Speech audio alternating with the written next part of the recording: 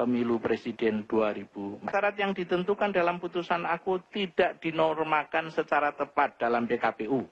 Hal ini penting mengingat bahwa DPTB, DPK, dan DPKTB sebagai instrumen transisional rawan untuk disalahgunakan, baik oleh pemilih maupun oleh peserta pemilu.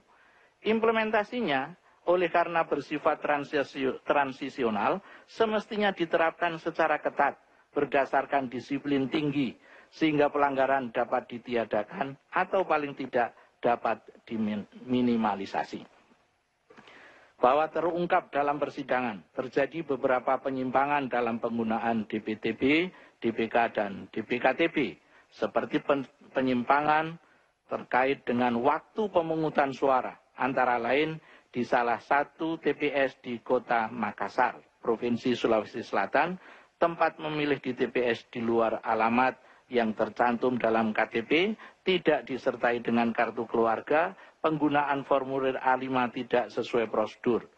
Walaupun demikian, Mahkamah menilai tidak ada bukti yang meyakinkan bahwa termohon dan atau pihak terkait secara bersama-sama atau sendiri-sendiri memobilisasi pemilih secara melanggar hukum sehingga menguntungkan salah satu pasangan calon dan merugikan pasangan calon lainnya.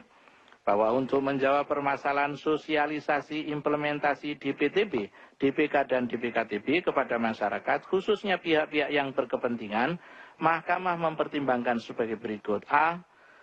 Fakta bahwa DPTB, DPK, dan DPKTB sebagai bagian dari pranata dalam penyelenggaraan pemilu yang diatur dalam PKPU secara hukum harus dianggap telah diketahui oleh masyarakat. Terlebih lagi, para peserta pemilu. B. Fakta bahwa implementasi DPTB, DPK, dan DPKTB yang secara masif terdapat di sebagian besar TPS di seluruh Indonesia, sebagaimana juga didalilkan oleh pemohon, dan pemohon sendiri telah menjadikan objek keberatan dalam rekapitulasi hasil penghitungan suara pada jenjang yang ada secara hukum, harus dianggap telah diketahui oleh masyarakat, khususnya peserta pemilu. C. Fakta masih berlakunya PKPU aku karena belum dicabut oleh termohon atau karena tidak dibatalkan oleh pengadilan yang berwenang, yaitu Mahkamah Agung. Untuk itu secara hukum, DPTB, DPK, dan DPKTB harus dianggap masih ada dan berlaku. Sehingga secara hukum pula pemilih yang telah menggunakannya harus sah menurut hukum. Ulangi, harus dianggap sah menurut hukum.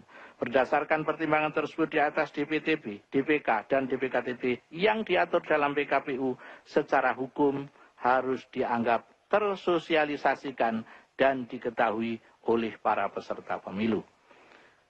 Bahwa untuk menjawab permasalahan apakah DPTB, DPK, dan DPKTB nyata-nyata telah disalahgunakan oleh penyelenggara dan atau peserta pemilu secara terstruktur, sistematis, dan masif untuk memobilisasi pemilih dalam rangka memenangkan salah satu peserta dalam pemilu presiden 2014, Mahkamah menilai bahwa sesuai pertimbangan di atas, DPTB, DPK, dan DPKTB adalah pranata yang sah, baik secara formal maupun material, karena diatur oleh pembentuknya yang memiliki kewenangan untuk itu.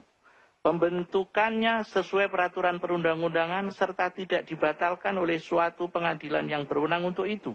Oleh karena itu, Mahkamah hanya akan mempertimbangkan mengenai dalil pemohon tentang adanya penyalahgunaan DPTB, DPK, dan DPKTB untuk memobilisasi pemilih secara terstruktur, sistematis, dan masif. Bahwa berdasarkan bukti dari para pihak serta fakta yang terungkap dalam persidangan, termasuk keterangan ahli yang diajukan oleh pemohon serta keterangan Bawaslu, tidak ada bukti yang menunjukkan bahwa termohon atau pihak terkait atau atas kerjasama keduanya dengan sengaja melakukan